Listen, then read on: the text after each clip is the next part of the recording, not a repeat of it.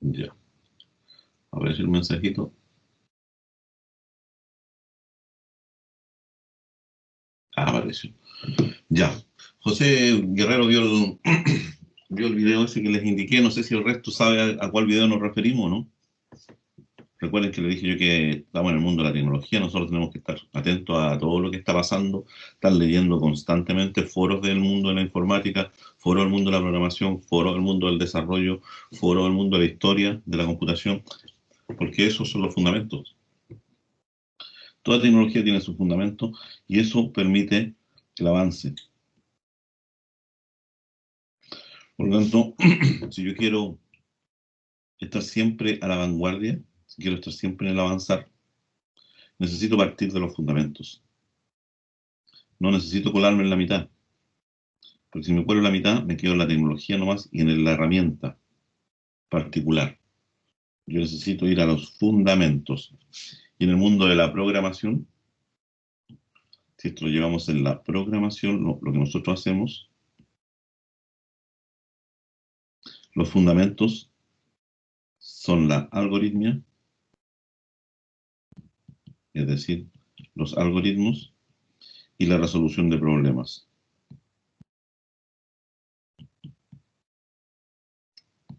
Esas son las cosas fundamentales.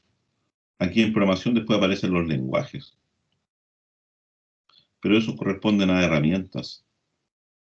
Y esto sigue avanzando.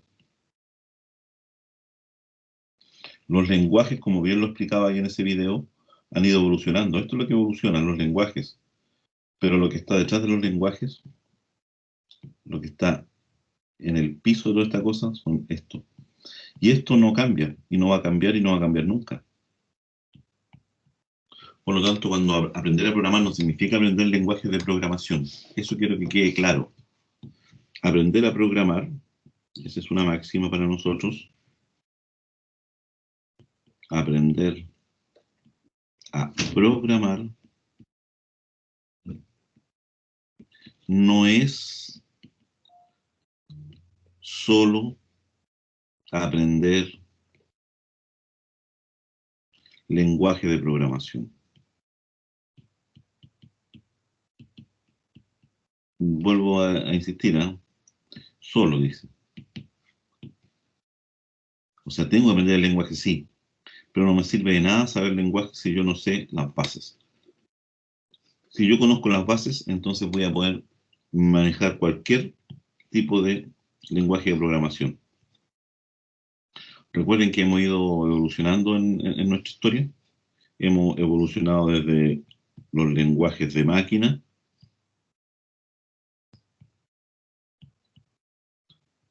pasamos por los ensambladores, ya pasamos a lenguajes de lo que se denominaba en esa época primera generación, algo así, empezaron a ponerle nombres, pero ya esto comenzó la evolución de los lenguajes, donde se empezaron a especializar, aunque siempre existió la especialización, pero aquí estamos hablando de lenguajes como Fortran, como COBOL, como Lisp, y estamos hablando del año 1950 a 1970 más o menos. Y después de esto ya quedó el problema. Entonces, si yo tengo que aprender mucho el lenguaje de programación, no tiene sentido. Lo que aprendo yo son las bases, la algoritmia, la resolución de problemas, y después me voy a los manuales. Recuerden que el lenguaje de máquina pertenece al mundo de los procesadores. El lenguaje ensamblador es una forma de entender de una manera más fácil ese procesador. Entonces, si yo seguía en la misma línea, tenía que aprender, si me cambiaban el procesador, tenía que aprender todo de nuevo. Entonces, por eso el algoritmo es lo más importante. Después existieron otros tipos de lenguaje de programación que fueron quedando en el desuso, pero que tienen las mismas bases de los lenguajes que tenemos hoy día. Python, C, C++, C Sharp, Java, PHP, Ruby. etcétera. Existen muchos lenguajes. Entonces, cuando usted me diga, profe, ¿qué libro es bueno para aprender a programar? Ninguno. La programación se aprende acá, resolviendo el problema. Y recuerden, como ya lo vieron con Philip, cuando les pedí yo que escribieran ciertos algoritmos, le pedí a Philip cómo lavarse los dientes. En el fondo, la algoritmia, ¿qué es? Poder escribir, ojo, poder escribir en cualquier lenguaje, en cualquier idioma, poder escribir lo que pienso. De manera, y aquí estará consciente. Eso es lo que es el algoritmo. Por lo tanto, si hacemos un pequeño resumen, eso es lo que tenemos que hacer. Ahora nosotros vamos a centrarnos en la primera parte del curso, estuvimos centrados en esto. Aunque ustedes no se dieron cuenta, pero estuvimos centrados en que ustedes fueran capaces de entender lo que es un algoritmo, fueran capaces de resolver problemas simplecitos. Pero eso les fue indicando, dando a ustedes una capacidad mental. Es decir, ¿cómo pienso yo? A esta altura del partido, cada uno de ustedes tiene que darse dado cuenta cómo piensan. Piensan de manera más lineal, piensan en los detalles cuando están resolviendo algo, y ahí se dan cuenta ustedes rápidamente dónde están. Y acá nosotros necesitamos que usted sea detallista. Acá hay que pensar en los detalles. Esa es la idea, pensar en los detalles. Cada vez que yo escribo algo, cada vez que resuelvo un problema, que está acá, la resolución del problema, esa resolución de problema, tengo que ser capaz de explicarla. Y eso es el algoritmo. Pero tengo que explicar entonces lo que yo pensé. Eso es lo que yo pienso. Por eso no es tan fácil, no hay ningún libro que les diga a ustedes, oiga, con este libro usted lo lee y en 2 meses está programando. Imposible, no existe. Lo que sí existen hartos libros para programar en Python, para programar en C, pero es porque ese para programar es porque usted ya sabe programar. Pasó por esa etapa. Entonces, si usted no hace el esfuerzo acá, vuelvo a repetir, siempre he dicho yo, si usted no hace el esfuerzo en la algoritmia, entonces no saca nada con tener la cantidad de libros que yo le voy a pasar ahora del lenguaje Python. Porque los libros lo que me permiten a mí es poder transcribir ahora o traducir desde lo que yo escribí, que significa lo que yo pensé, para que lo entienda el computador. Dicho de otra manera, aquí tiene usted un problema, usted lo resuelve,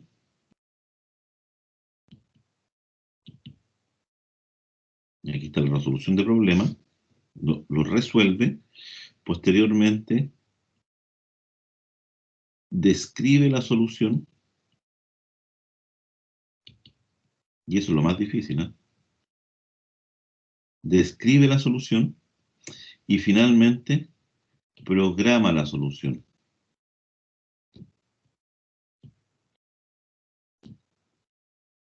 Eso es lo que ocurre siempre, esa es la pega suya. Va a tener un problema, obviamente que para poder resolver este problema, usted va a tener que entenderlo, meterle un conocimiento adicional, ¿cierto?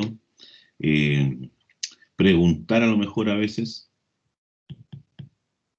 agregar conocimiento, preguntar, estudiar sobre el problema, todas esas cosas, para poder resolverlo. Y una vez que usted lo resuelve, aquí usted, vuelvo a repetir, usted lo resuelve, no un libro, no un lenguaje, nada. Usted en su mente, en su cabeza, lo resuelve. Ojo, ¿eh? Lo resuelve. Pero después viene la etapa más compleja, que después tiene que describir esa solución. Y esto es lo que para nosotros es la clave. Esto es el algoritmo. Pasa por todas esas etapas previas. Por lo tanto, llegar a esto cuesta. Porque llegar a esto es saber escribir lo que he pensado, dejando afuera las cosas que no son importantes y considerando aquellas que sí son importantes. Y no se me queda ninguna afuera, lo que le va a dar solución al problema. Fíjense. ¿Y dónde entran los lenguajes de programación? Acá recién entran. Acá entra la programación, y que nosotros ya no vamos a llamar programación, sino que vamos a llamar codificación. Codificar. ¿Y esto se hace en qué? En lenguaje de programación. Y aquí es donde aparece nuestro amigo Python. Ahí tenemos que llegar. Pero vuelvo a repetir, si usted quiere partir de acá y olvidándose de esto, lo único que va a poder hacer es que otra persona le va a indicar, oye, aquí está la solución, yo te la entrego, tú escríbela nomás. No, no tenéis más capacidad que no te queda otra que escribir nomás. Yo lo pensé, pero tú lo escribes nomás. Esto, en el mundo de la informática, es el codificador. Ojo, este no es el que gana más plata. El que gana más plata es este. El que resuelve los problemas y que es capaz de describirlo. Esta es la etapa que ustedes deberían siempre tener claro. Esta es la etapa clave, porque para esto no hay libros, para esto no hay recetas, porque los problemas son únicos. Ahí no hay recetas. ¿Dónde están los libros? Acá aparecen los libros. Entonces, no me vengan a preguntar, y le aseguro que no va a faltar, profe, ¿qué libro es bueno aprender a programar en Python? Ninguno. O sea, te puedo dar, ahora les voy a dar 7 libros de Python, pero ustedes se van a dar cuenta que ninguno enseña a programar. Todos dicen, parten del supuesto que ya el problema está resuelto. Es decir, parten del supuesto de que usted ya hizo la pega. Parten de este supuesto. Parten indicando, no, si ya está listo. Yo solamente ahora me voy a dedicar a codificar y les voy a enseñar a cómo codificar bonito. Ese es Python. Así que vuelvo a repetir por última vez, aquí está el esfuerzo, en esta parte, en el pensar, que es lo que nos hace distinto de todos los otros animales. Eso es lo que vamos a ver hoy día. Cómo transformar nuestro pensamiento en un programa. Ya, eso, por si acaso, es la historia. Y ahora voy a mostrarles lo que vamos a hacer hoy día. Se supone que hemos estado viendo ya un poco de lo que son los algoritmos, ya todo el mundo tiene que saber lo que es, esto ya no lo vamos a volver a repetir, todo esto ustedes lo tienen que aprender de memoria, ya se lo saben, la etapa, en qué problema estoy, en qué punto estoy. Hablamos de las propiedades, los algoritmos tienen que ser correctos, es decir, un algoritmo correcto es aquel que da solución a un problema, no aquel que no tiene fallas. Que debe ser simple, debe ser repetible, es decir, si yo lo ejecuto 500 veces con los mismos datos, debe darme el mismo resultado. Tiene que ser finito, debe terminar siempre. Hablamos de las recetas de cocina porque no son. Y el ciclo de vida, que es más o menos ya como nosotros, lo que vimos anteriormente, las metodologías para resolver problemas, o sea, cómo yo enfrento un problema, pero después en el mundo nuestro existe una cosa que se llama ingeniería de software, que es lo mismo que hablaba este caballero, pero para nosotros es una asignatura en teoría en Chile. En Chile todavía están recién empezando a aparecer las primeras carreras denominadas ingenieros de software, que se orientan netamente en el software y no en el hardware, como es el ingeniero informático en Chile, en donde todavía estaba un poco atrasado, por lo tanto todavía hay que aprender de todo un poco. Así que estamos en la ingeniería de software. Nosotros eso lo tenemos como asignaturas, y ahí van a aprender ustedes cómo se desarrolla un software realmente. Son varias asignaturas, no solamente una, que apuntan a la ingeniería de software. De hecho, es toda la última parte de la carrera. Todo eso es la ingeniería de software. El ciclo de vida del software, y ahí hablamos de las 3 grandes áreas que nosotros siempre entendemos. Una área de definición, una área de desarrollo y una área de mantenimiento. Y que cada una de estas cosas están orientadas generalmente a equipos de trabajo distintos, que se encargan de alguna cosa específica. El análisis y la especificación de requisitos, en el fondo, correspondería a, si me voy a esta parte, a nuestro dibujito, correspondería única y exclusivamente el análisis y especificación de requisitos a, déjenme rayar por acá, correspondería a una parte que tomaría esto y eso.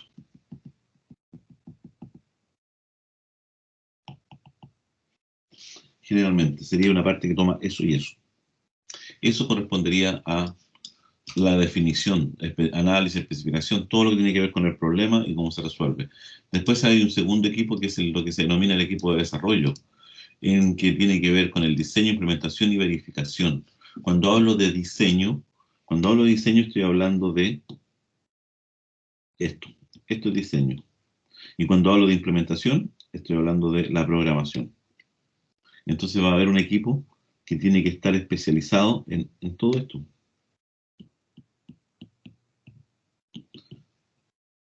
Así que ahí es como nos vamos nosotros pasando de un lado a otro. Es decir, yo en qué área trabajo, tú trabajas en definición o eres un analista premium o analista senior, entonces tú estás acá. Tú estás entendiendo el problema y lo estás tratando de resolver en términos genéricos para pasarle lo que tú pensaste al otro equipo que también te involucres tú y empiezas a darle solución. Y después vamos en esta etapa. De hecho, esto más o menos es la vida del programador. Ustedes cuando comiencen a trabajar generalmente van a partir acá. Después los van a empezar a pasar acá. Ya más o menos a escribir algoritmos después de que alguien les pasó las especificaciones del problema. Y después ya cuando son especialistas, ya tienen años de circo, los mandan a hablar con los clientes. Y usted es el que dice lo que hay que hacer. Este es el analista senior, ya es el analista junior y aquí este es el que recién llegó a trabajar. Esa es más o menos la pega de ustedes. Ya, y el ciclo de vida ahí ya lo habíamos mencionado. Después mencionamos varias cosas, dijimos que la metodología para resolver nuestros problemas se va a denominar diseño descendente. ¿Y en qué consiste eso? En que yo debo tomar mi problema y subdividirlo en varios problemas. Eso lo vamos a ir hablando, pero desde hoy hasta que egresen de la carrera. El divide y vencerás. Es decir, yo tomo un problema y lo divido en subproblemas. Ahora, ¿en qué subproblemas lo divido? Ahí está la gracia. A esa división, cada vez de tomar un problema, subdividirlo y volver a tomar un subproblema y volver a subdividirlo nuevamente, es lo que le llamamos nosotros refinamiento sucesivo. Y podemos quedar en un loop infinito y no terminar nunca de dividir un problema. Hasta donde llego, eso me lo da la experiencia. Este en el fondo corresponde a, por ejemplo, cuando Philip les dijo cuál es el algoritmo para levantarse, para lavarse los dientes, o sea, uno podía hilar tan fino como desde el punto de vista en que me voy a bajar de la cama, no, más fino.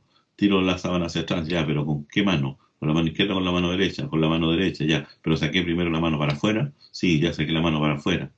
¿Se dan cuenta? O sea, ¿puedo yo hasta dónde? No sé. El ejemplo súper bueno dice cambiar las ampolletas, sí, pero ¿hasta dónde voy a llegar? Y ahí eso es lo que hace la diferencia entre que la solución ya a un problema sea eficiente o no, es decir, hasta dónde nosotros refinamos lo justo y necesario o nos pasamos de largo o nos faltó refinamiento. Esa es la idea. Eso se logra con la experiencia, nada más. Aquí tenemos el ejemplo de cambiar la bombilla, que es la que mencionaba José Guerrero. Después hablamos de tipo de datos. Esto es lo que vamos a ver ahora en clase, pero ya en Python. Los tipos de datos numéricos, lógicos y alfanuméricos. Los tipos de datos numéricos son aquellos que pueden almacenar solamente números eh, en su interior. Cuando hablo yo tipo de dato, cuando yo hago la referencia a tipo de dato,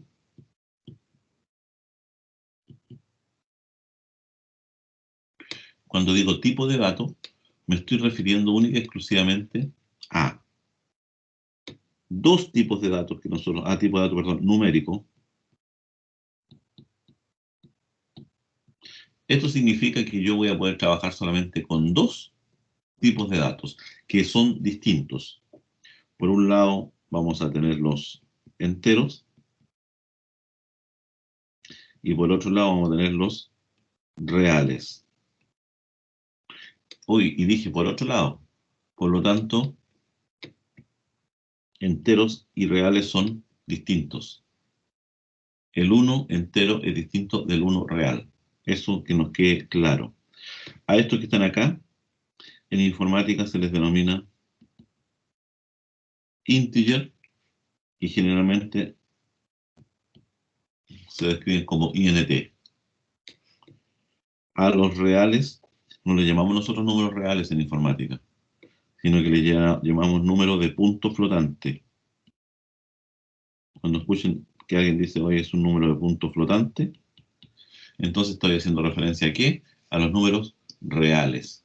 Y dicho de esa forma, entonces, en nuestra jerga, esos números se llaman float.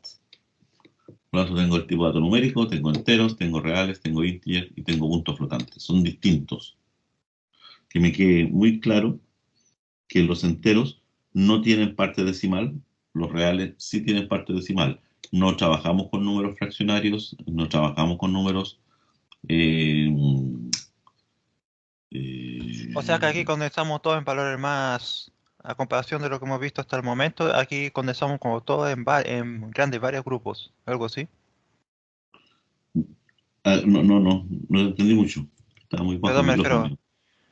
Ya, eh, ahora sí.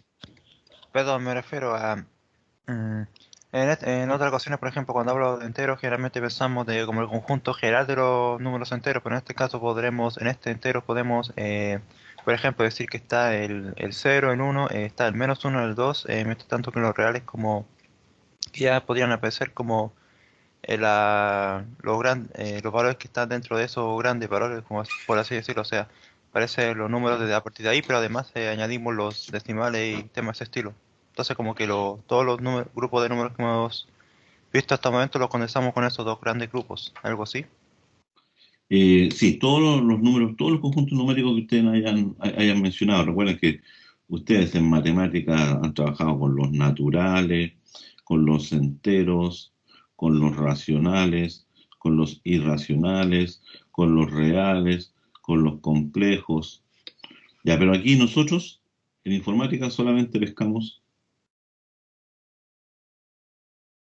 los enteros y los reales.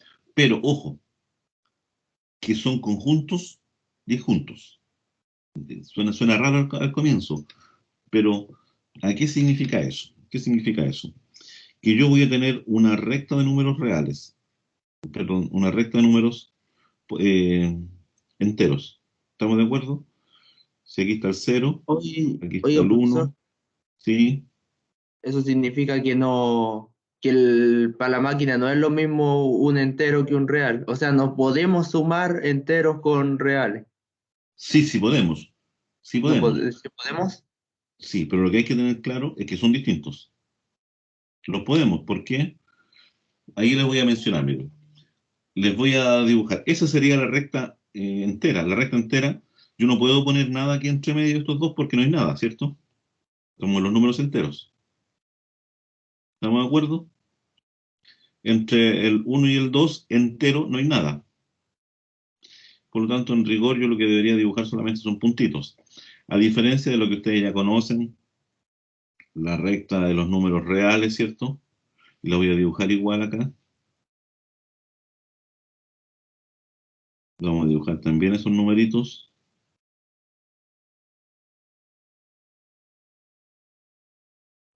Este es el cero, pero no es el cero, es el 0.0.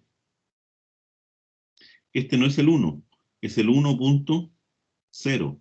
Este es el 2.0. Este es el 3.0.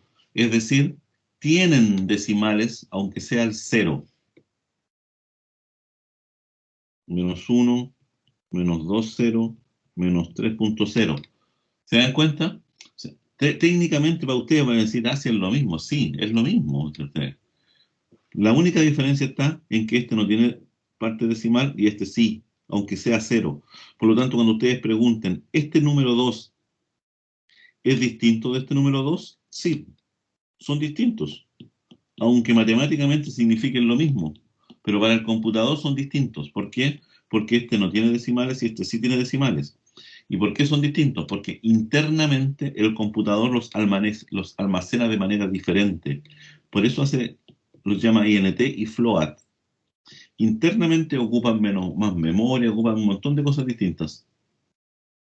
Por lo tanto, el 1 real, aquí la moraleja es el 1 entero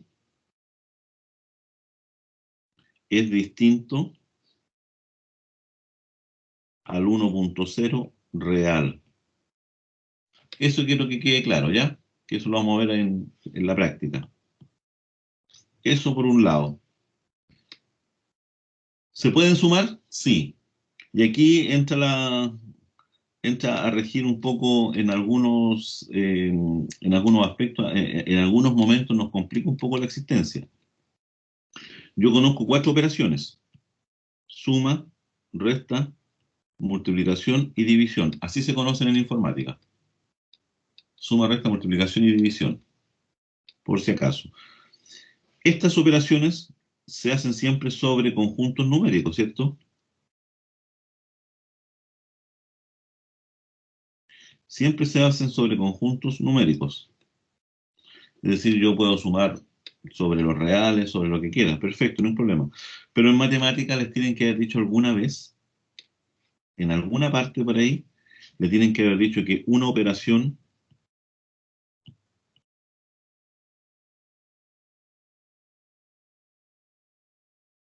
está bien definida en un conjunto si al operar dos elementos del conjunto, su resultado es también un elemento del conjunto. ¿Han escuchado hablar eso alguna vez o no? Una operación está bien definida en un conjunto, en un determinado conjunto, si al operar dos elementos del conjunto, su resultado es también un elemento del conjunto. Eso se denomina de repente una operación bien definida, o lo que a veces, más antiguamente, se llamaba una ley de LCI, una ley de composición interna. ¿Qué significa eso ahora para nosotros? Significa que si yo tomo dos números enteros, los opero, el resultado debería ser un número entero. Y aquí entramos a cuestionar un poco. Si yo sumo dos números enteros, ¿el resultado siempre es un entero? ¿Qué creen ustedes? ¿Qué le he dicho? ¿Qué le han dicho los matemáticos al respecto?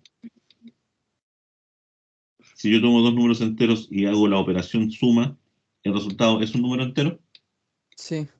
Sí, Siempre. Siempre, eso, infaltable. Pero ¿qué ocurre si yo tomo dos números enteros y los resto? ¿El resultado siempre es un número entero? sí, Sí, estamos de acuerdo. Si yo tomo dos números enteros nuevamente y los multiplico, ¿el resultado siempre es un número entero? también. También. Si yo ahora tomo dos números enteros y los divido, ¿el resultado siempre es un número entero? No. No. No. No. De ahí ya paramos, ¿se dan cuenta? De hecho, ahí estamos un poco raros.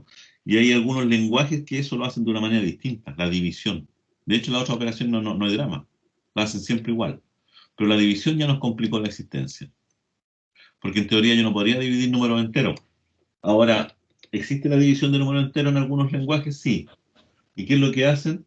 Si yo tomo dos números enteros, el resultado tiene que ser un número entero. Por lo tanto, al dividir dos números enteros, solamente van a considerar, ojo, dijo, algunos lenguajes, no todos, van a considerar la división, la parte entera solamente, y la parte decimal la pierden. De hecho, así es como ocurría en Python 2.7, la versión antigua de Python. Nosotros vamos a trabajar con Python 3.5 en adelante. Esa cosa, por suerte, ya no ocurre, por si acaso. Pero es bueno que lo conozcamos. A eso se refería con definir bien las operaciones. Pero nosotros le agregamos una nueva operación. Y una nueva operación que solamente se puede hacer con números enteros. Y esa nueva operación es la operación que nosotros llamamos, la dibujamos con el símbolo de porcentaje, no es cálculo de porcentaje. Lo vamos a ver en el ejemplo. Módulo. El módulo, o lo que es lo mismo, el resto de la división. Ojo, división entera. Vamos a poner que esto es el módulo, que ustedes lo vieron en matemática, o el resto, y aquí que quede bien claro, de la división entera. Entonces, ¿por qué hay que ser tan atento? Si yo voy a hacer operaciones, realmente tengo que sí saber qué pasa con mis datos, de qué tipo son, ¿son reales o son enteros? Acá, para aplicar solamente este operador, lo puedo aplicar solamente sobre números enteros. Y ustedes saben que si ustedes tienen una división A dividido por B igual C y el resto D, cada una de estas cosas tiene nombre, ¿no? ¿Cómo se llama el A? ¿Qué nombre tiene el A? ¿Cómo se llama el B? ¿Cómo se llama el C? ¿Y cómo se llama el D? ¿Al A cómo le llamamos nosotros?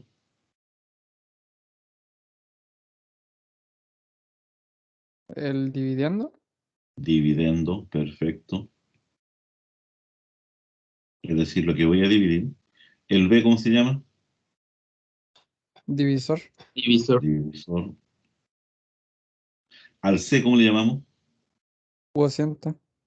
Cociente. ¿Y al D cómo le llamamos? Resto. Resto.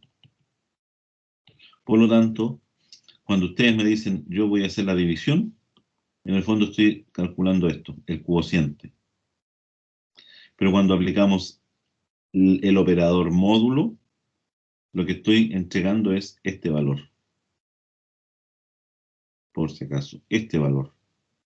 Pero para que eso ocurra, tienen que ser números enteros. Por ejemplo, 12, si yo lo divido por 7, ¿cuánto es?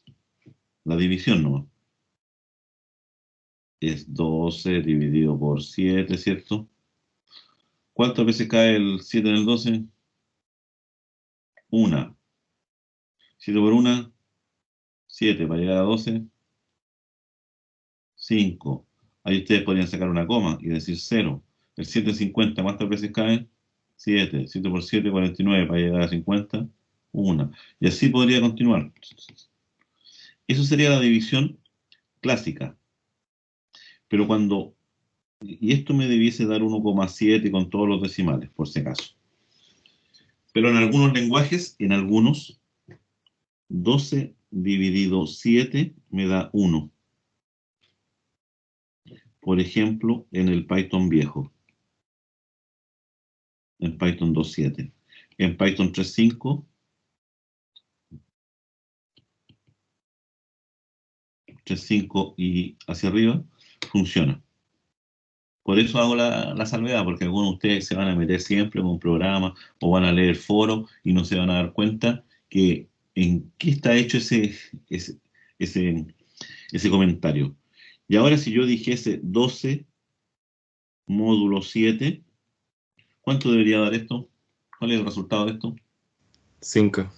5. No es 1 ni 1,7, es 5. Porque el módulo así lo definimos. Eso es el operador módulo. Eso es lo que me entrega. Ahora, ¿por qué es importante este operador? Lo usamos, pero para todo, por si acaso. Ténganlo siempre en mente. Para poder saber cuando un número es par, para poder saber si los números son primos o no, jugamos con esto. Ya, eso tiene que ver con lo que hablábamos, los tipos de datos numéricos. Se pueden sumar, finalmente, yo puedo sumar, por ejemplo, 1.0 más 3, es decir, este es un número float, este es un número int. ¿Por qué sé yo que es float y uno es int? Porque uno tiene punto 0 y el otro no tiene. ¿Y esto cuánto daría?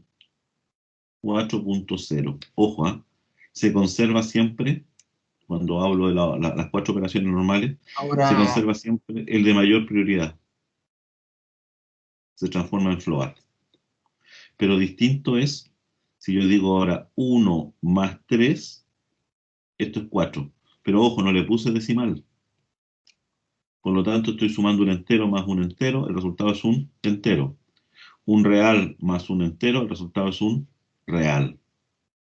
Eso para que lo tengan claro, porque 4.0 es distinto de 4 en nuestro mundo.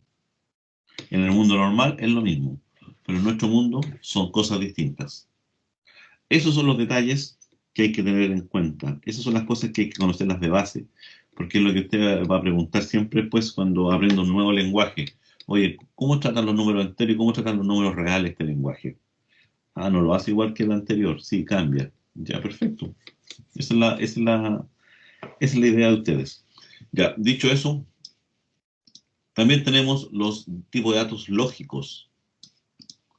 Y los tipos de datos lógicos, para nosotros, corresponden a los llamados también datos booleanos o tipo booleano, también se conoce así, de álgebra de Boole, tipo booleano.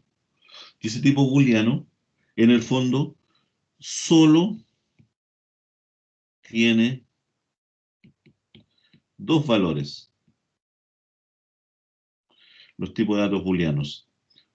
Uno es true, el otro es false. ¿Qué estoy indicando con eso? Que es un tipo de dato que solamente admite dos valores posibles, un valor de verdad o un valor de falsedad, un valor binario, si ustedes quieren llamarlo de otra manera. Booleano, lógico, binario, como quieran ustedes, pero es un tipo de dato que solamente tiene dos valores. ¿Para qué se usan? Generalmente son como respuesta a preguntas. ¿Se dan cuenta? Si yo digo 2 es menor que 5 en una pregunta, eso es true. Vamos a ver que eso se transforma después en variables. Ese es el tipo booleano. Y el último tipo de dato es el tipo alfanumérico. Tipo, generalmente así uno lo, para no escribir tanto alfanumérico, también denominado string o cadena de caracteres. Todas estas cosas las tenemos que reconocer. ¿Qué son los string o cadenas de caracteres o alfanuméricos? Son los dibujos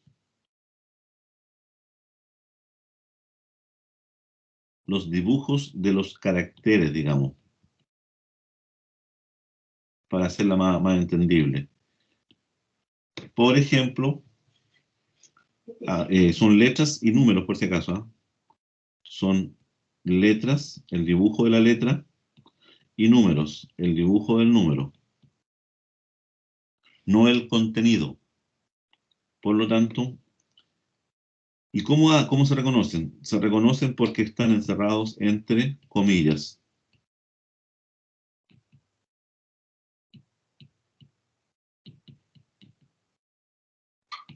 Están delimitados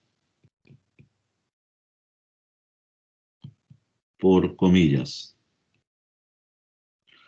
En Python, no en los otros lenguajes, pueden ser comillas simples o dobles, da lo mismo. Por ejemplo, si ustedes encuentran una cosa así, están hablando de un string. Si encuentran una cosa así, eso es un string.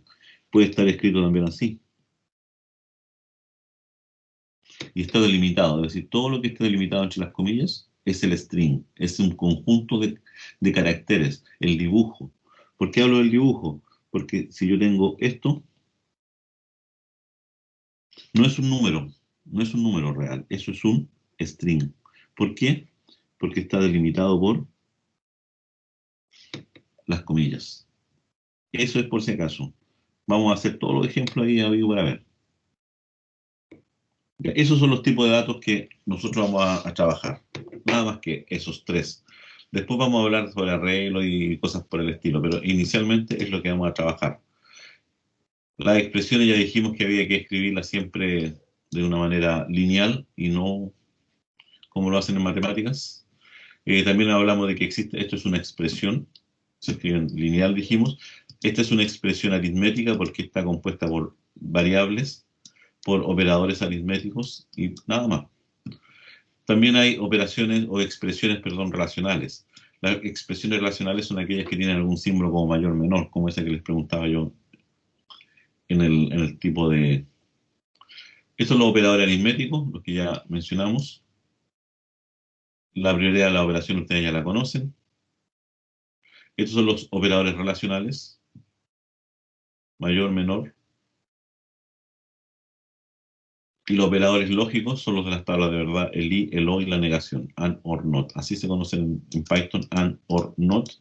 En los otros lenguajes así. En otros lenguajes, como por ejemplo el lenguaje C. Y esta cosa en el idioma normal nuestro. O sea, el i en Python se debe escribir como and, de esa forma. Profe, El C se debe escribir de esta manera. ¿Sí? ese como Power o no sé qué formato es, lo va a subir al LMS, ¿Cuál? el que está mostrando. Esto. Sí. Esto. Eso ya estamos subidos con los demás libros de Python. Ah, Este está subido hace tiempo ya. Este está hace bastante tiempo. De hecho, está por acá. Algoritmos. Es ese documento. vale. Hace tiempo ya que lo teníamos arriba. Ya lo hemos conversado. Ya, esto, ahí están las tablas de verdad. Nosotros no hablamos de 0 y 1, verdadero o falso, hablamos de T y de F, porque T es verdadero y F es falso, T de true, F de false. Esa es la idea. Ya, y ahí están todos los operadores, los identificadores son los nombres que tienen las variables. Dijimos que en matemáticas las variables, generalmente los profesores de matemáticas lo ponen X y Z a las incógnitas, ¿cierto? Pero son variables. Y el X y el Z puede ser, de repente le dicen sea X perteneciente a los números reales. ¿Han escuchado hablar de eso, cierto? Cuando los matemáticos les dicen cosas así, ustedes, sea X perteneciente a los reales. ¿Qué está indicando eso? Eso, si lo traducimos al lenguaje nuestro, existe una variable, eso es lo que yo debería leer, existe una variable llamada X, eso es el identificador, ¿eh? El nombre. Existe una variable llamada X que contiene valores reales. No he puesto acá. Sea X perteneciente a R, eso que ustedes lo ven así en matemáticas, ¿cierto? Siempre me dicen eso los matemáticos. ¿Cómo lo entiendo yo en nuestro mundo? Va a existir una variable, que se va a llamar X y que en su interior solamente puedo dejar números reales. Así vamos a ir entendiendo a nuestros amigos matemáticos. Ahora, ese nombre, como los matemáticos a las incógnitas les ponen siempre X y Z, si estamos hablando en lógica, las variables o las proposiciones son PQR, ¿cierto? Si estamos hablando en conjunto, los ponen con A, conjunto A, B, C, mayúsculas. Le dan a cada letra su particularidad. Nosotros tratamos de que los nombres de las variables, que es el mismo concepto matemático, tengan algo que indique qué cosa hay en su interior, es decir, qué cosa mantienen. Por lo tanto, para nosotros, nombres de variables lógicos o clásicos o bien hechos son la palabra nombre, número, horas, calif 2, ojo con eso. Lo único que tenemos que tener en cuenta es que tienen que comenzar con una letra, pueden ser de la A a la Z, mayúsculas o minúsculas, no debe contener un espacio en blanco. Puedo usar este símbolo para como separador de dos palabras, entre comillas, y puede ser de hasta 256 caracteres. Esas son las variables. La clasificación la vamos a ver después en la práctica. Y aquí llegamos a lo nuestro. Aquí llegamos a nosotros para poder resolver un problema en nuestro mundo. Debemos resolver todos los problemas, ya sea como un conjunto de instrucciones, una tras otra, lo que ustedes me decían, un paso a la vez, que eso para nosotros van a ser instrucciones de las denominadas instrucciones secuenciales, y que son 3 solamente. 3. Basta con esas 3, estamos listos. Una es asignación, es decir, darle un valor a la variable.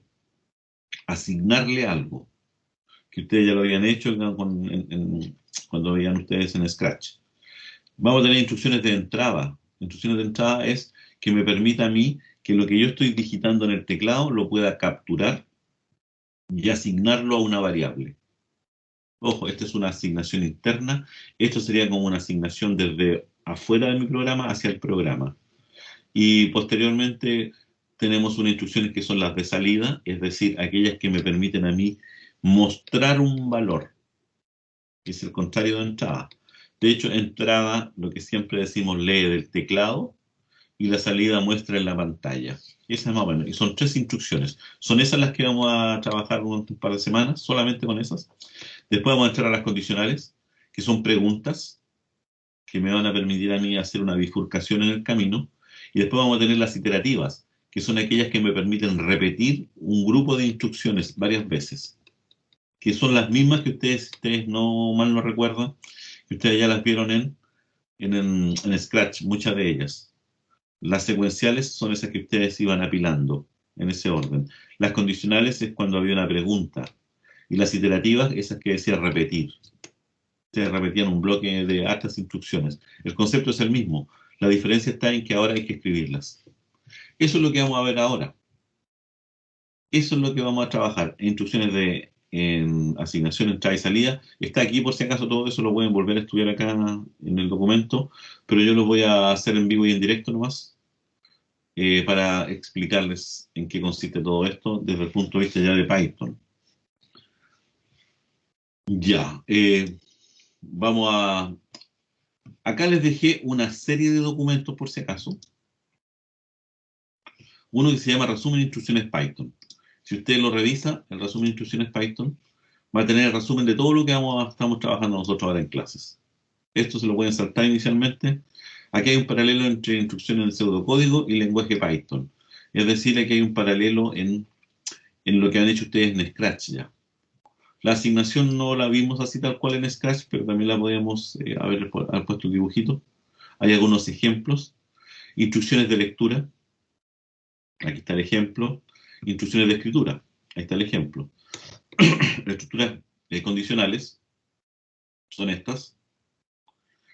Corresponden a esta en el mundo de Scratch. Así es como se van a escribir en Python. Así es como se escribían en Scratch. Así es como se van a escribir las dobles, las que hacían referencia a este dibujito. Y después las iterativas. Y las iterativas, así es como se va a escribir en Python. Así es como se hacía en... Y hay ciertas estructuras que vamos a analizar. Este documento está acá, se llama Resumen de Instrucciones Python. También les dejé acá una serie de libros. Varios libros. ¿Cuál uso, profe? ¿Cuál es mejor? Que ayer me preguntaban, profe, ¿cuál cree usted que es mejor? Vuelvo a repetir, no hay un libro mejor ni peor.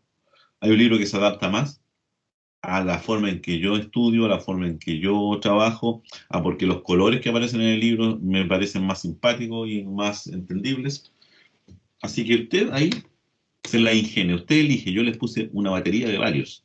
Lo que traté sí es de ir poniéndolos más o menos en nivel de dificultad.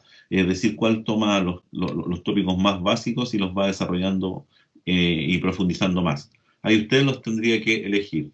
De hecho, este libro, el primero, hay una versión tengan cuidado que anda dando vuelta por ahí también una versión de Python 2.7. No, nosotros vamos a trabajar con Python 3.5 en adelante. Ahí voy a explicar lo que es Python y cómo lo echa a mandar. Esto pueden ustedes meterse a esta página o a la página de esta señora y van a tener este mismo libro ya actualizado constantemente. La versión final es del 2018. Tiene Creative Commons, es decir, copyleft. Usted puede hacer lo que quiera con él. Y aquí están los elementos del lenguaje, las variables, las entradas y salidas, los tipos de datos. Miren, ¿no? Ahí están los tipos de datos, lo mismo que vamos a trabajar nosotros: número entero, número real, número entero, número real. Esto es una asignación, por si acaso. Cuando ustedes ponen, esto no es una igualdad, esto no es igual a esto, esto se lee como el 35, se lo voy a asignar a la variable edad, punto. No es una pregunta, es una asignación. Y ahí ustedes pueden revisar ese libro. Está en español, lo hemos usado varias veces acá en la carrera. Después tenemos un nuevo libro. Yo le puse así 1, 2, 3, no es porque sea el capítulo 1, capítulo 2, capítulo 3, sino que solamente es para dejar constancia de que... Estoy poniendo correos de la U. No llegan más correos que... Para dejar constancia que son libros que ustedes los tienen que ir revisando. De hecho, tienen distintos títulos. Este se llama Python para Todos. Es de este señor. Ahí está la serpiente para que se los coman.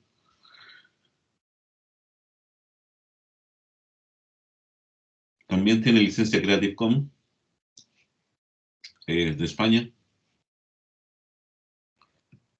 Y también tiene las mismas cosas, que es Python. Ahí nos vamos al tiro que es Python. Es un lenguaje de programación creado por el señor Guido von Rossum. Ustedes leen toda esta cosa a principios de los 90 y después conversamos si alguien tiene alguna duda sobre alguno de estos conceptos teóricos, que no quiero perder tiempo explicando y haciendo la historia de Python. No, vamos a ir hablando de Python a lo largo del curso.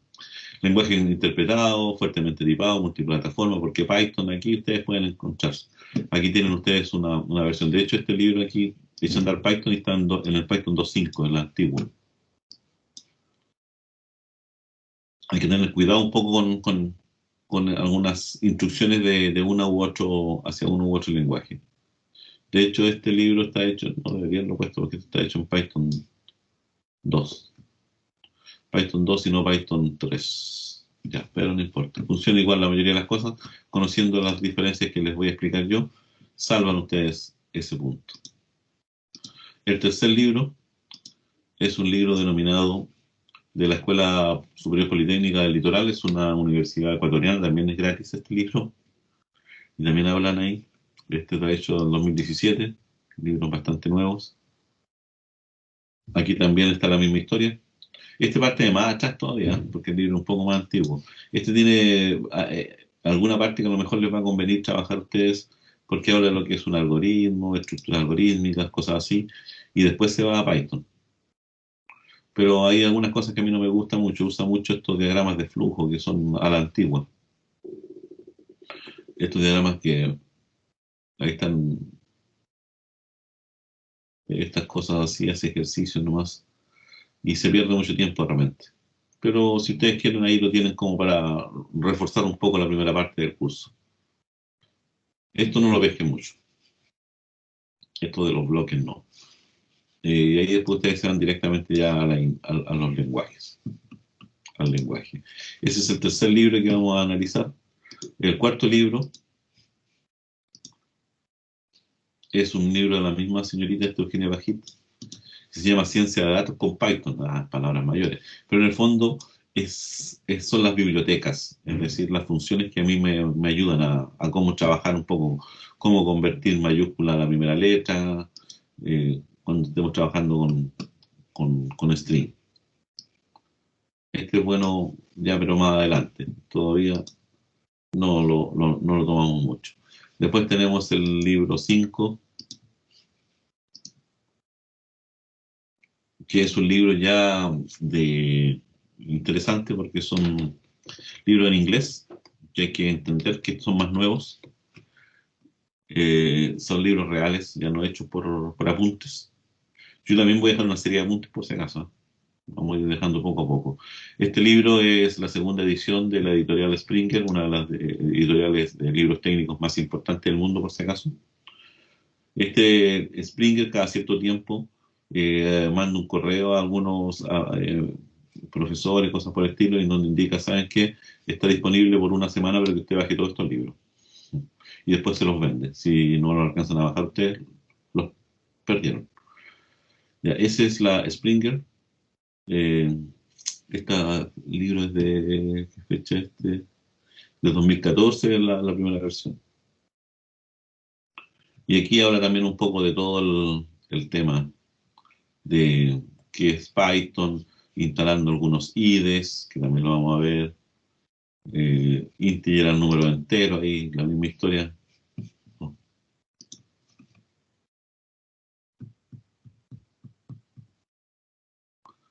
Aquí tenemos todo, se van ustedes trabajando en el cómo instalarlo, sale cómo instalar algunos editores. Yo aquí está habla de la diferencia entre Python 2 y Python 3, que también se los voy a explicar yo rápidamente nomás después, que son tres grandes diferencias nomás. Ese es un libro, el de la Springer. Después el Python, ¿cuál es? No me acuerdo cuál es. Este es otro. Una guía para iniciarse a Python, Python 3. Es interesante, también de Springer. Y la fecha de esta cosa es más nueva, creo. Teacher, Sí, por lo que hemos visto, parece que sí o sí va a ser bastante importante el saber aprender inglés con todos estos es conocimientos. fundamental. Ayer me decían lo mismo, profe, ¿y por qué pasa el libro en inglés? Así me dijo un estudiante y yo les dije, efectivamente, en el área nuestra hay que aprender inglés. Ojo, y uno vayan a hacer los cursos de inglés, ni Google Traductor. Hay que aprender a leer. Es lo único que les pido, aprendan a leer inglés. Y leer inglés no significa pescar esta cosa y copiarla al Google Traductor y que el Google Traductor haga la pega. No, es usted, porque cuando usted esté cerrado solo contra un servidor en una pega, que lo llamaron porque efectivamente se cayó el servidor y no puede entrar nadie más y tiene que tomar el manual del servidor, que está todo en inglés, no puede accesar nada que no sea lo que está dentro de esa oficina porque los servidores están protegidos, no solamente lógicamente de un hacker, sino también físicamente. No puede entrar nada, ningún dispositivo electrónico, nada. Y tiene que leer algún manual en inglés o algún informe en inglés que le está arrojando el programa. Eh, Así que ojo con eso. Profesor, Este otra libro, pregunta, pero esta es más por, ya esto es la última, esta es más curiosidad. ¿Existe algún lenguaje pero que exista en otro idioma aparte de inglés o exclusivamente todos los lenguajes son en inglés? no, todo O en inglés, los... todo en inglés. Todo en inglés. Un Gracias. tiempo, cuando yo les dije yo que yo creé un compilador en lenguaje en español, sí, pero en realidad era porque quería aprender a cómo construir compiladores. Y lo hice en español, lo podía haber hecho en inglés, pero todos se hacen en inglés. Todos. Ya, este libro, miren, está corregido en el año 2020. Por lo tanto, es nuevo, nuevo.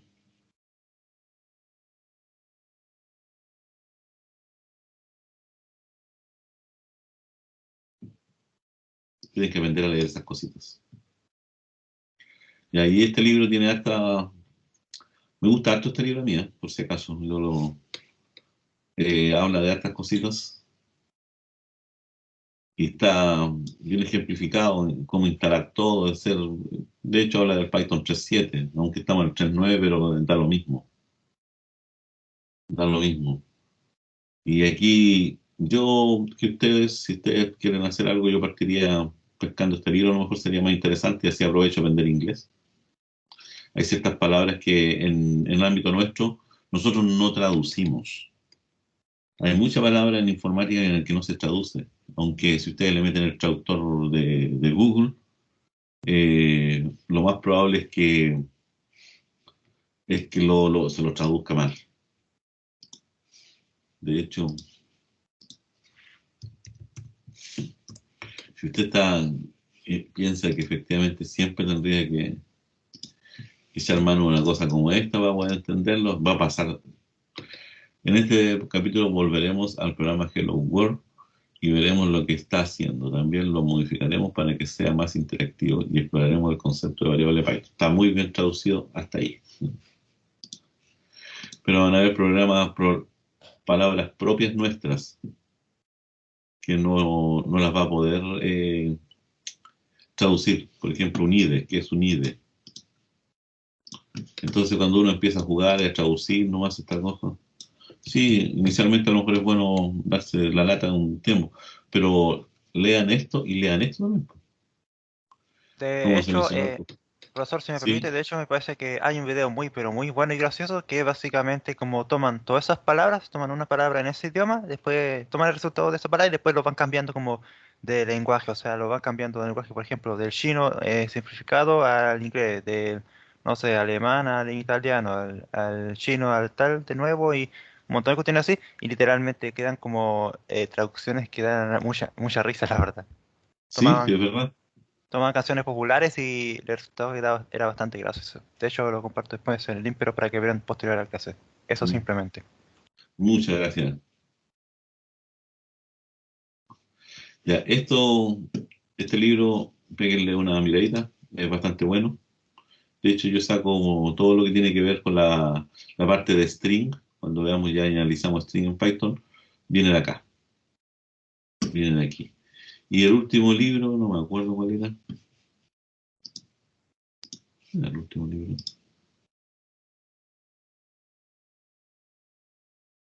Ah, no era dos, puse dos veces el mismo. Ya, puse dos veces el mismo, por eso no sabía cuál era el séptimo. Ya.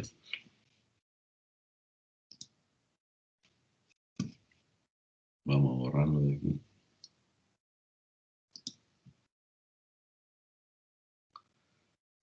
Ya. Y ahí tienen todo el material. Todo el material que necesitan para todo el semestre. Yo les voy a ir dejando después apuntes míos, que son resúmenes de varias cosas. Y vámonos a Python. Antes de terminar la clase, ¿cierto?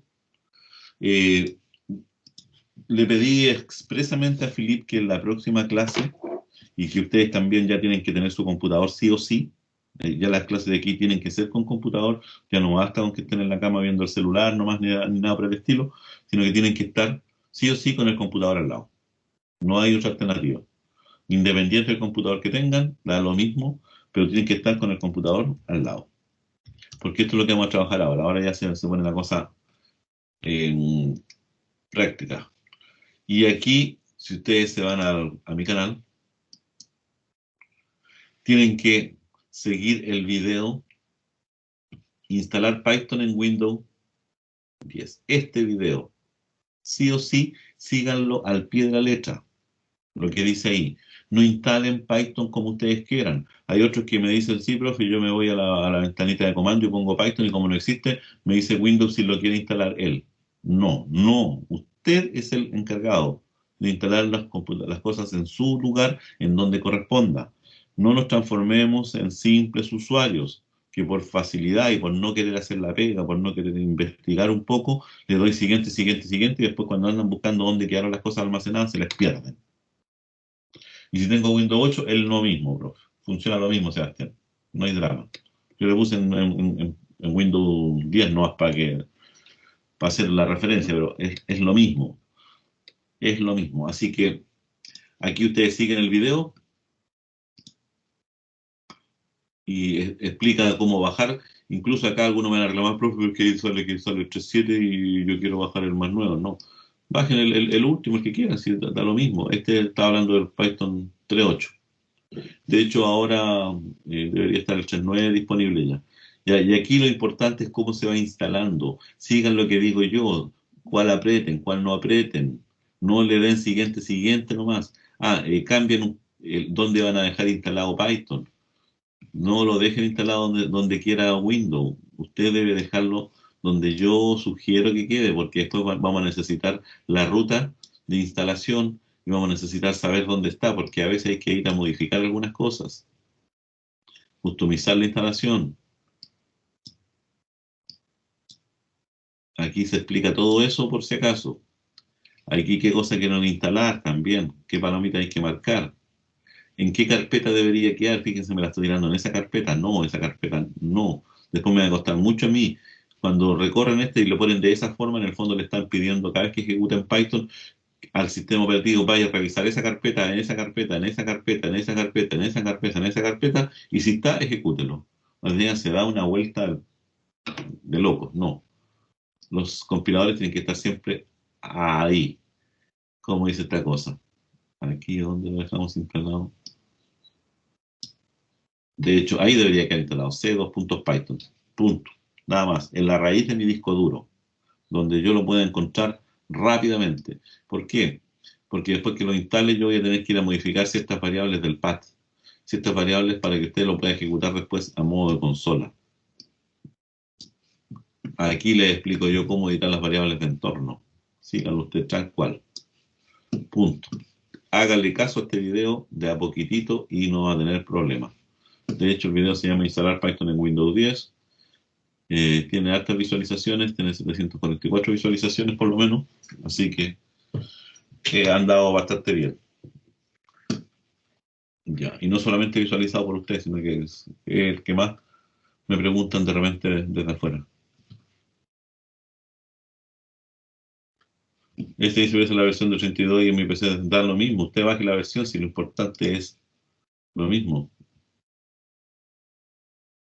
Da lo mismo, ¿viste? Estos ni siquiera son estudiantes nuestros.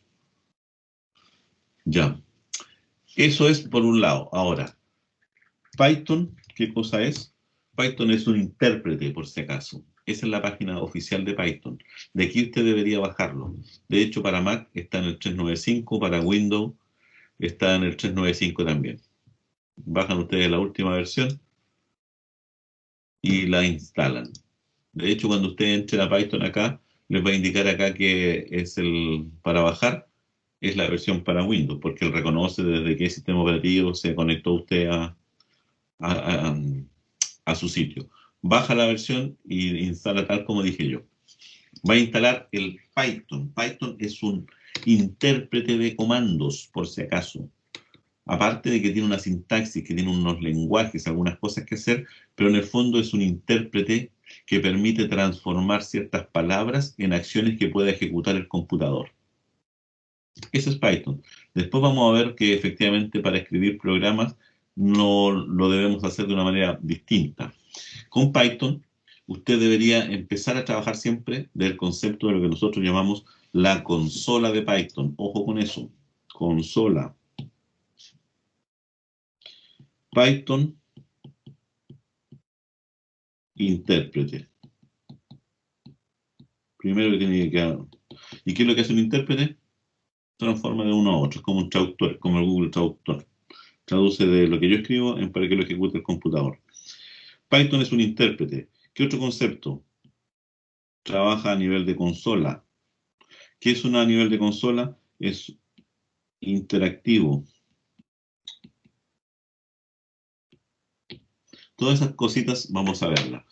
¿Cómo ejecuto yo Python? Por eso es bueno que sigan el video que les dije yo. ¿Por qué Python? Para el caso de ustedes, van a tener que ejecutarlo inicialmente desde terminal, es decir, desde el CMD de Windows, que eso ya se los mencioné un tiempo atrás. Del CMD de Windows, sí o sí, porque hay que entender qué es lo que es Python. Y basta con que uno escriba Python, tal cual nomás en la ventanita, y se va a entrar a eso.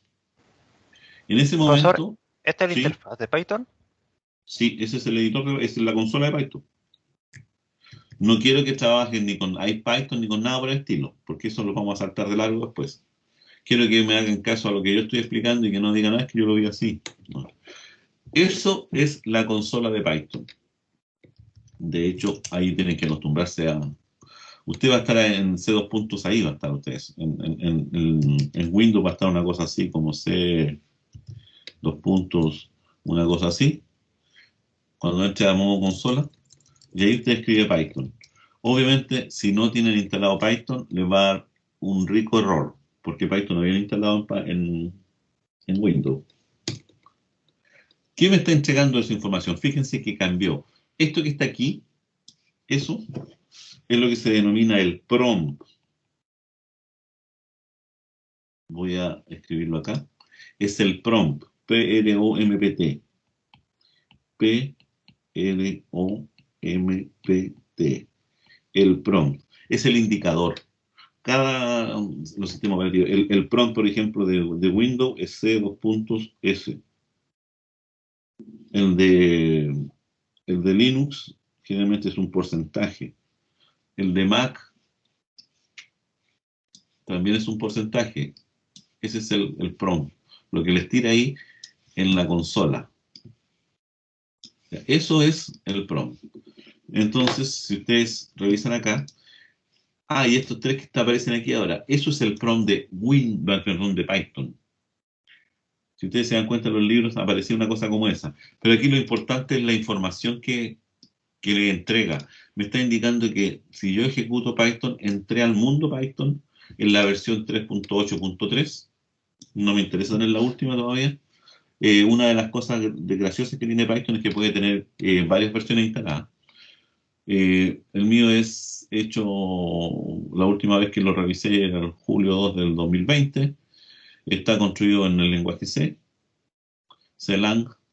El fabricante de esta versión de Python es Anaconda, para trabajar sobre Darwin. Darwin es sobre la máquina, que así le denomina a la máquina interna Mac, es un Darwin.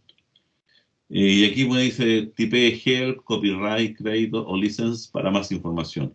Y me aparecen estos tres signos mayores. Este es el prompt de Python. ¿Cuál es el prompt de Python? Voy a dejarlo prompt Python. ¿Qué significa el prompt? Que está esperando, ese es el prompt de Python. Está esperando que yo le dé alguna instrucción, que yo escriba algo y él me va a responder de manera interactiva. Esa es la idea. Dice ahí, por ejemplo, type help, o copyright, o credit. Si yo tipeo help, para el modo interactivo, help object, o help algo. ¿Y qué pasa si yo pongo help? Me dice eso, ayuda de la ayuda. Ayuda de la ayuda, ¿se dan cuenta? Class helper aquí y ustedes con el enter y finalizan, escape 2.q y salgo. Después vamos a aprender esas cosas. Pero eso no tiene mucha importancia. Eso es Python. Ahí estamos dentro de Python. ¿Qué cosas puedo hacer? Puedo hacer operaciones matemáticas. Por ejemplo, 2 más 2. 4, extraordinario. 23 por 56 más 3 dividido por 4. 1288.75. Es decir, estoy trabajando en Python de manera interactiva. Puedo ir probando cosas.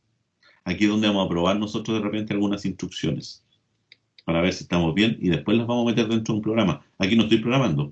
Acá estoy conociendo el entorno Python, que esto es lo que se denomina la consola de Python.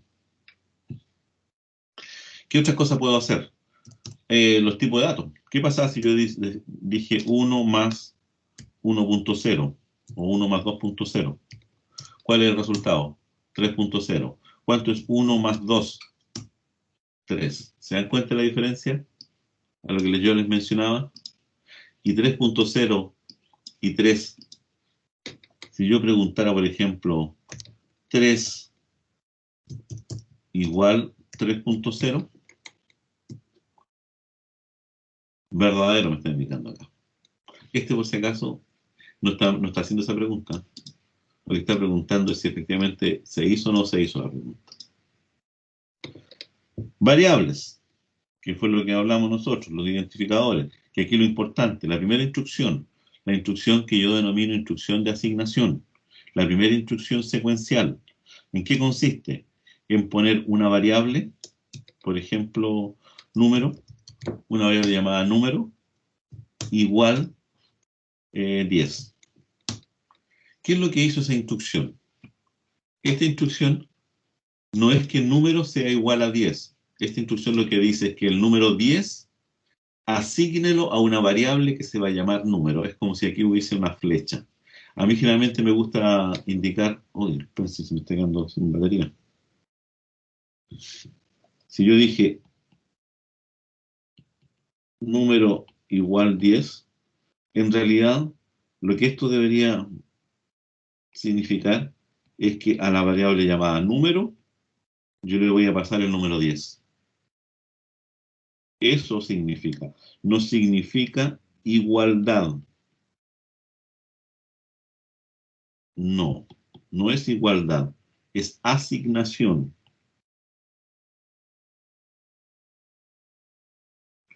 Un solo signo igual.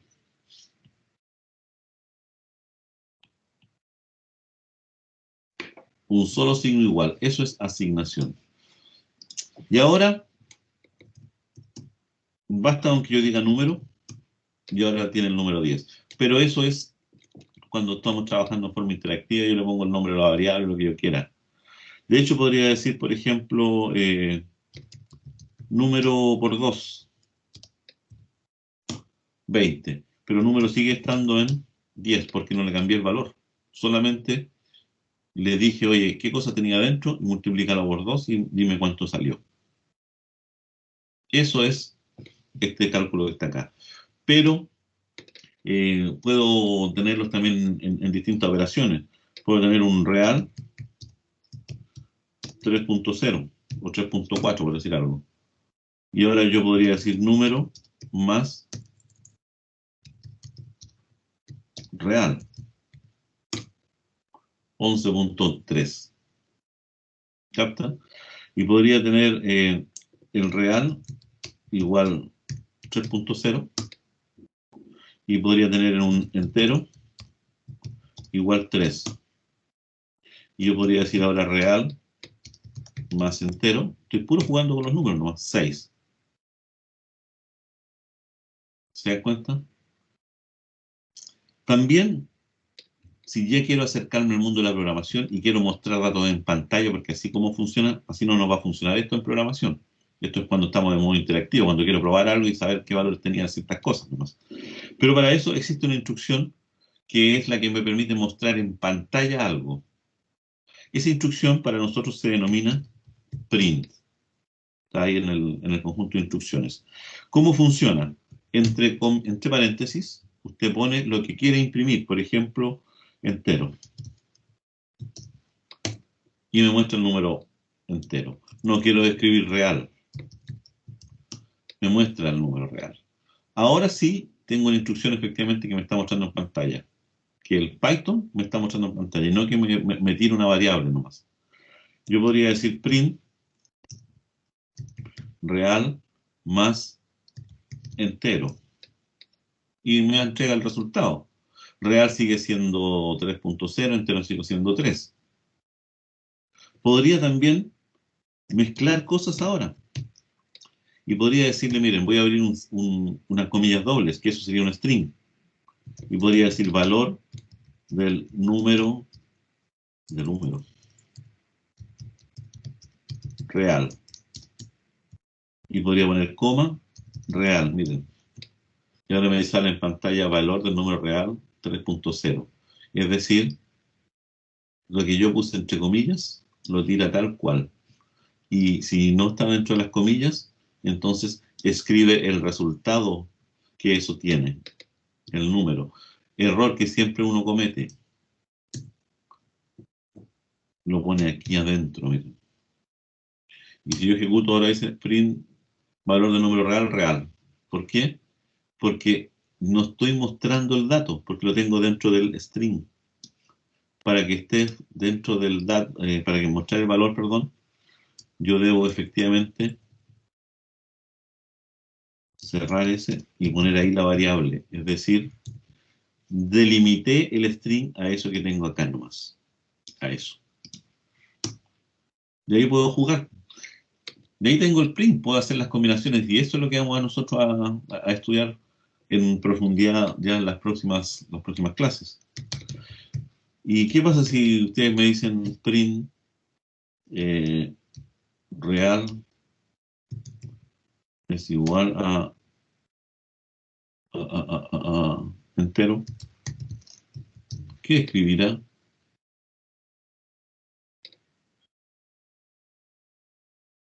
Un booleano. True. Escribe algo verdadero. Ya. Vamos probando, vamos haciendo distintas cosas siempre.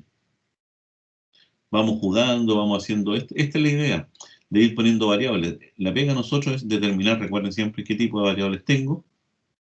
También puedo poner una variable booleana, por ejemplo, perdón, string, nombre, y pongo mi nombre acá. Hugo. Apellido. Ustedes pueden poner el de ustedes si quieren probar. Si yo ahora digo print, nombre más apellido, fíjense lo que estoy haciendo. Estoy sumando nombre más apellido. Pero la suma no puedo sumar porque no son números. ¿Cómo los va a sumar? En el fondo, si son string, la suma se escribe y lo que hace ahora es la concatenación de dos strings. Por lo tanto, la suma está definida para los strings, así como está definida para los enteros, para los reales, también está definida para los strings. Y es la Profesor, concatenación de las dos cosas, ¿sí? profesor, ¿qué pasa ahora si intenta restar esos dos valores? Prueben, prueben. Error. ¿Qué pasa si lo quiero multiplicar? Error. ¿Qué pasa si lo quiero dividir? Error. Pero sí lo puedo sumar. ¿Se dan cuenta? Pero me quedaron pegadas las dos cosas. Bueno, y ahí empiezan los trucos de uno, por decirle, oye, ¿y qué tal si lo ponía un espacio en blanco así? Pegaste tres cosas.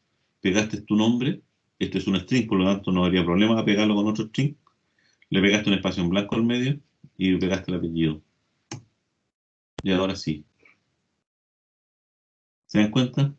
Entonces ya tengo que ir aprendiendo ciertas cosas que no, que vuelvo a repetir, esto no es resolver el problema, esto es aprender el lenguaje nomás. Pero para poder llegar acá, obviamente necesito haber resuelto un problema, o sea, esto es para que quede más bonito. ¿Qué pasa si digo, por ejemplo, print nombre por 5? ¿Qué creen ustedes que va a pasar? ¿Se va a repetir el nombre 5 veces? Repite 5 veces lo mismo, miren. Uno hubiese pensado, oh no, da error, o dice 5 por Hugo nomás, nada más. No, pero 5 por Hugo es 5 veces Hugo. ¿Se dan cuenta? ¿Y qué pasa si ahora digo yo, miren, nombre más apellido, y empiezo a probar todas estas cosas? Sí, esto es programar. ¿Qué va a ocurrir ahora? Instrucciones como esas. ¿Qué es lo que Va a creen ustedes que va a estar pasar? el nombre Hugo Garaya repetido 5 veces, con esa separación que está arriba. Exactamente. Pero fíjense que aquí ya no hay separación, pues. Para agregar eso, entonces tendría que colocar otro espacio en blanco Agregarle. después de apellido. Exactamente aquí tendría que agregarle otro. Ahora sí. ¿Se dan cuenta? ¿Cómo puedo ir construyendo distintas cosas? Obvio, pueden empezar ustedes a jugar tranquilamente ahora con el print y con las variables. Y pueden empezar a hacer lo que se les antoje. Pero esto es el Python consola. Nos falta ver todavía capturar del teclado. ¿Cómo capturo de teclado?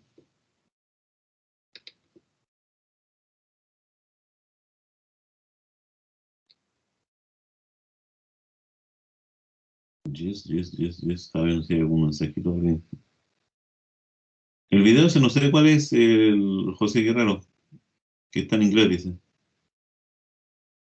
No, lo comentaba antes de cómo darse una idea de que el traductor de Google no funciona como supuestamente debería cuando lo Ya. traduces a varios idiomas. Eso es para después, posteriormente, si quieren o no. Es Ya. Sí. más de entretención y ocio. Nada respecto al caso, pero igual está bueno Sí, colocarlo ¿no? ahí. Muchas gracias. Ya. Aquí. Ahora nos falta la otra instrucción. Recuerden que ya vimos el print, que lo único que hace es mostrar en pantalla. La asignación es darle un valor a una variable. Y nos falta el otro, capturar un valor desde el teclado. Que eso lo estamos haciendo acá en forma interactiva. La próxima clase ya les voy a presentar un IDE, un entorno de desarrollo en donde efectivamente vamos a escribir estas y las vamos a ejecutar como un programa realmente. No como lo estoy haciendo acá, que estoy probando cosas. La instrucción que me permite a mí capturar datos es la instrucción que se llama input. Input de entrada. Input. ¿Y cómo funciona el input? Funciona bastante similar a, a cómo se hace una asignación. Un segundito.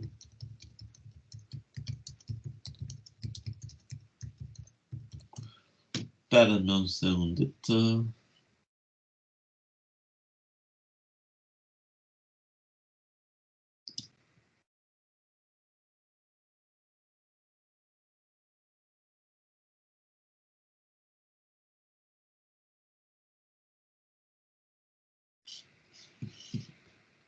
Aquí tengo muchas cositas.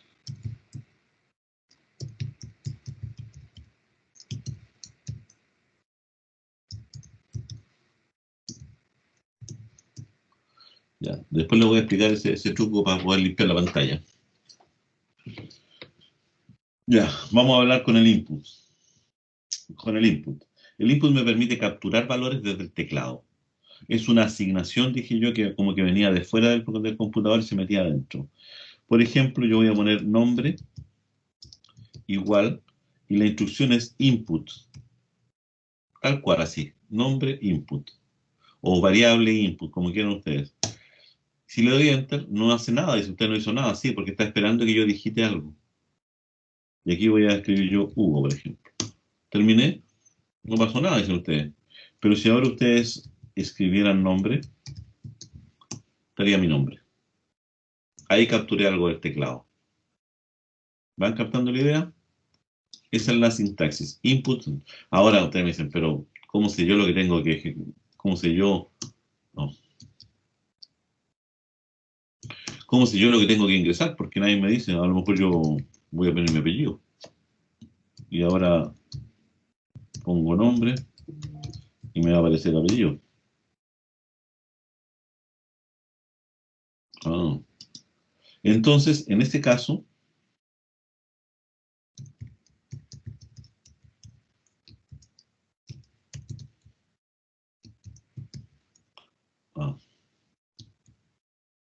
esto es para limpiar pantalla, no por si acaso. Ya.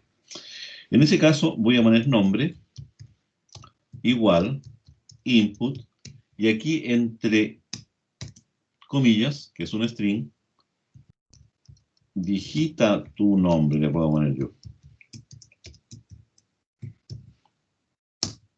Digita tu nombre. Y ahora pongo Hugo. Y si ahora puedo decir print nombre, Hugo. O podría decir después digita,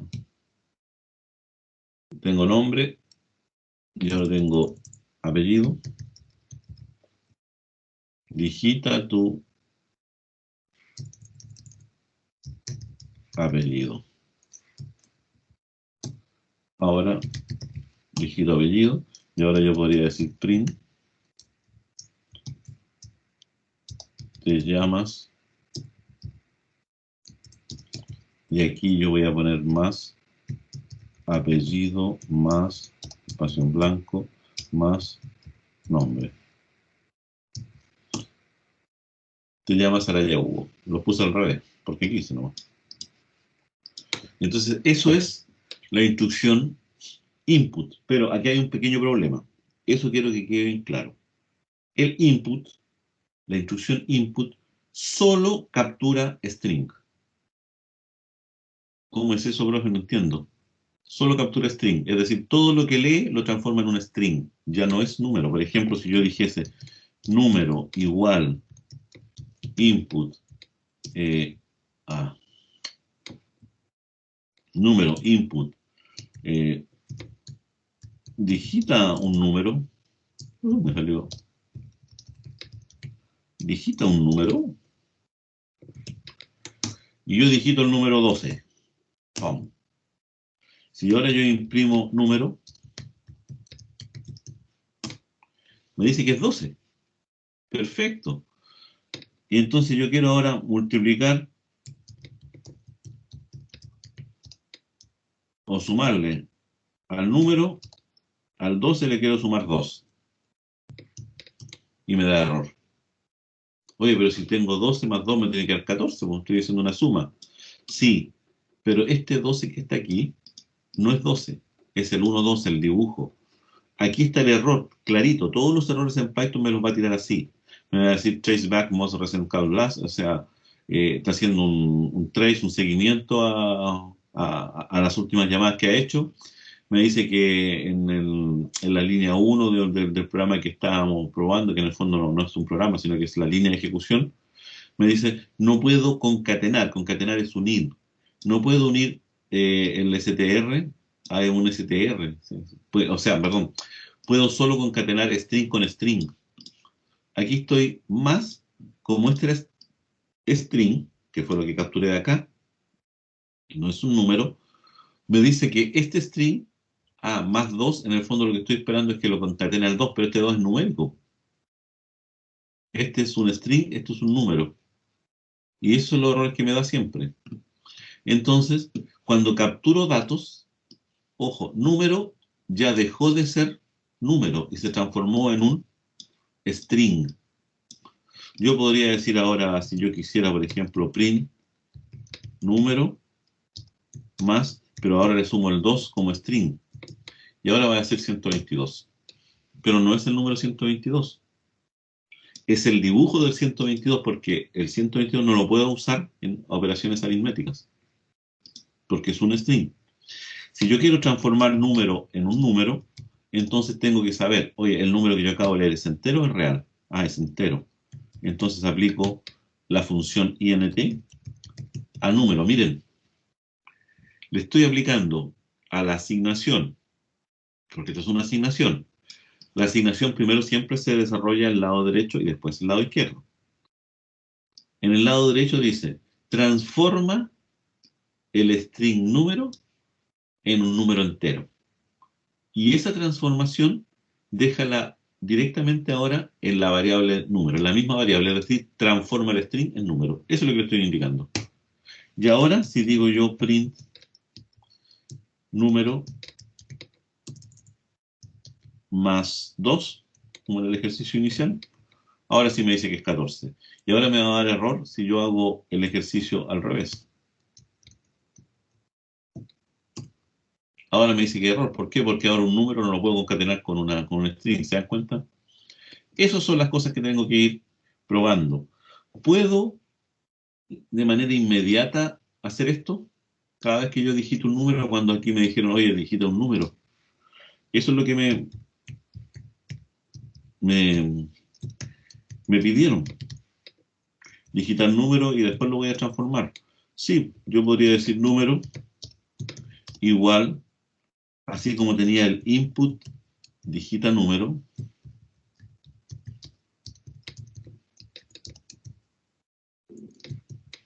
Eso digita un string. Digita. Eso digita un string. Si yo quiero esto transformarlo en un entero, entonces pongo int nomás. Y es una composición de funciones. Una función dentro de otra función. Dígito número 12. Y ahora digo print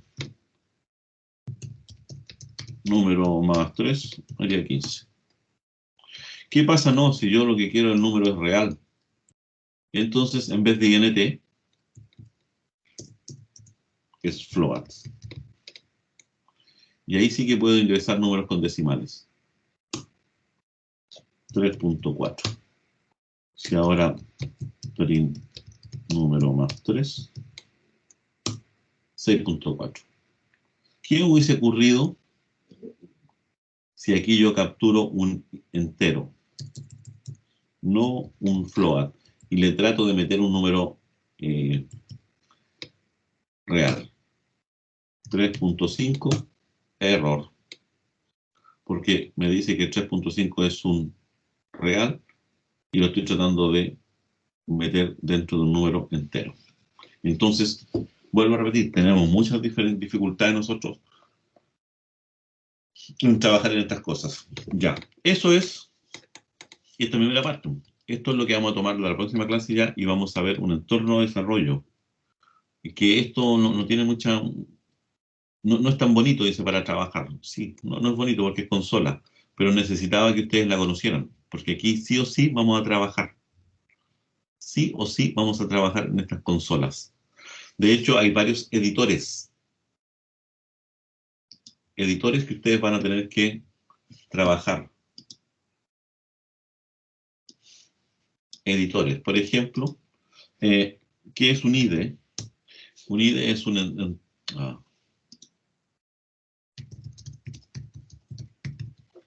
¿qué es un IDE? Es un entorno de desarrollo integrado. ¿Qué es lo que hace eso? Que tiene todo lo que yo necesite para escribir programas. Puedo escribir, puedo ver la carpeta, el directorio, puedo ejecutar de manera interactiva, puedo ir viendo el resultado.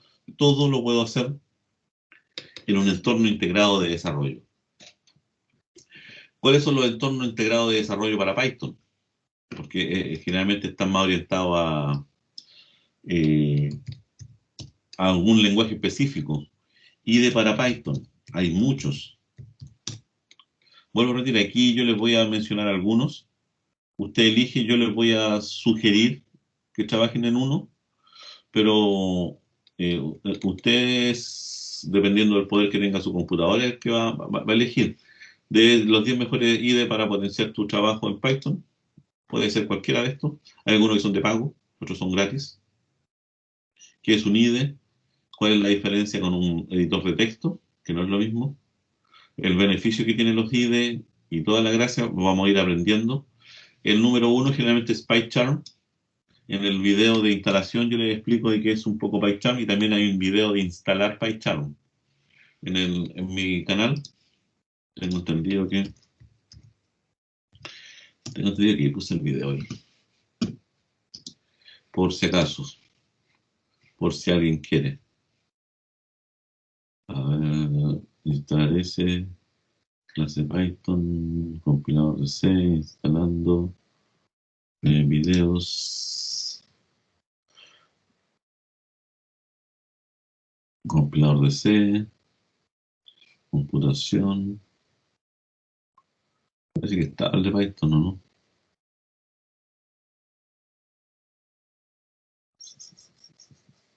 Esa es complejidad. Instalar Python. Ahí está, instalar Python instalar PyCharm. Ese es el editor. También hay uno para instalar Visual Studio Code. Tengo como instalar varios editores por si acaso. Pero ese es un video para instalar PyCharm. ¿Y quién es PyCharm?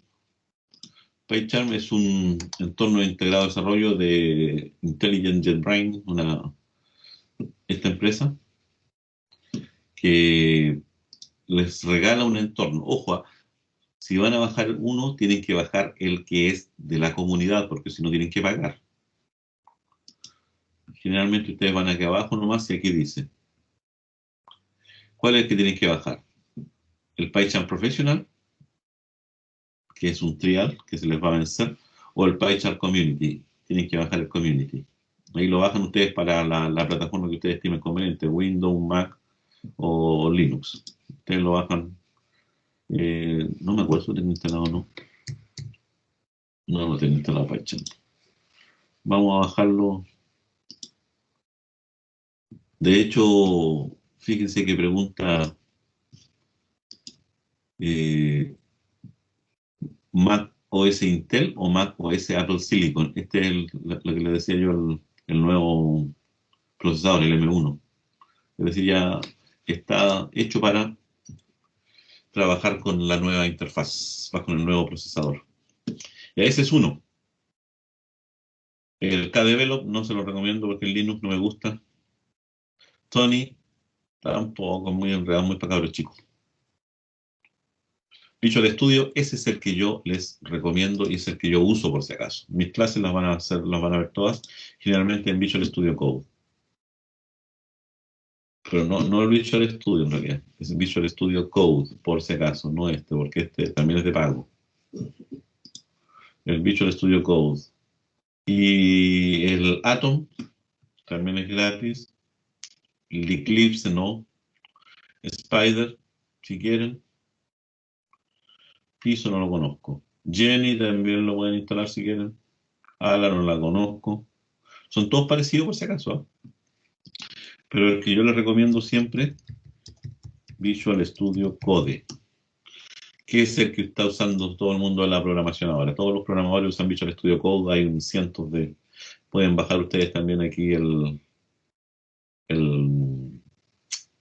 para la plataforma que ustedes quieran. Es el que yo uso, por si acaso. Es el que yo uso.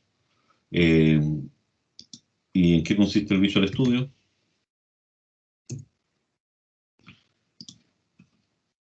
Consiste en una cosa como esa, ustedes la tienen que configurar. Esto está hecho en C por si acaso. Vamos a suponer aquí usted va a poder escribir el problema. Aquí usted va a escribir. Después podrá ejecutar, podrá grabar, podrá tener acceso a la consola. Todo se hace en un mismo entorno. Algunos están más orientados a Python puro y otros que están más orientados, son más generales. Y vuelvo a repetir, si ustedes quieren un editor, entonces Visual Studio Code. En segundo lugar, PyCharm, en ese orden. En tercer lugar, WinIDE. WinIDE, pero el 101. Este es el más simple de todo, pero ya no lo estoy usando mucho porque me encuentro muy básico. Este es el WinIDE. Entonces tenemos Visual Studio Code, tenemos por otro lado PyCharm, WinIDE, y en cuarto lugar yo dejaría Spider. Este que está aquí. Este entorno de desarrollo. Es un poco más complejo, pero mucho más completo. Spider. Y finalmente, el quinto lugar, Jenny. Este. Entonces, se los voy a dejar escrito acá por si acaso, para que no se nos olviden. En primer lugar, voy a cambiar el lápiz porque estoy... En primer lugar, el que yo recomiendo es Visual Studio, ojo, Code, no Visual Studio, Visual Studio Code, que ese es un editor de Microsoft muy bueno. Es el que más se está usando ahora. Segundo lugar, si quisieran, PyCharm, el de la comunidad, que ese es el gratis. En tercer lugar, dije yo, por facilidad, WinIDE 101, todos gratis. En cuarto lugar, Spider, que es el más poderoso de todo, pero que requiere una curva de aprendizaje distinta. Y finalmente, el todoterreno, Jenny. Ese es el orden en que yo les sugeriría a ustedes trabajar. Visual Studio Code, PyCharm, WinIDE, Spider. Esa es la gracia. Hay otros más, les van a aparecer por ahí, profe, que algunos me dijeron que usara Atom. Si quiere usarlo, pruébelo. Otro me dijo no, si me dijeron que era mejor el Sublime Text. Úselo, vea si puede. De hecho, Sublime Text no es gratis. Igual lo he dicho un poco. El Atom, algunos dicen, no, yo quiero usar Eclipse. Yo no lo recomiendo porque nunca me ha gustado. Otros dicen, no, yo quiero usar NetBeans. Vuelvo a decir, estos son entornos de desarrollo, no tienen nada que ver con el lenguaje. Me permiten escribir nomás. De hecho, el más orientado a directamente a trabajar con Python son estos tres. S, S y S son para Python. Son para Python. Visual Studio Code hay que instalar algunas extensiones que me lo hacen muy fácil de trabajar y Jenny es general. Ahora, si usted es de los duros, puede hasta con el Notepad. Y de hecho hay un Notepad muy bueno, que es el Notepad más. Todas estas son herramientas que usted debería tener instalado más de alguna de estas en su máquina. Ya, jóvenes, voy a parar de grabar. Eso lo vamos a ver en la próxima clase.